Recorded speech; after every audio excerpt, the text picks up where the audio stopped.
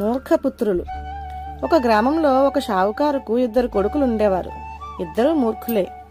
ఒకరోజు పొరుగురు జమీందారు చనిపోయాడు.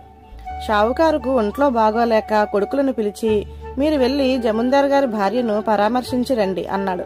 చిన్నవాడు, నేను వెళతాలే నాన్న, ఏమని పరామర్శించాలి అని అడిగాడు. నలుగురు అనే మాటలు విని అవే అంటే సరి అన్నాడు షావుకారు. చిన్నవాడు పొరుగురుకు వెళ్లి జమీందారు గారి ఇంటికి కొద్ది దూరంలో 4 మనుషులు చచ్చాడు దుర్మార్గుడు, గ్రామానికి శని విరగడ అయింది అనటం విన్నాడు.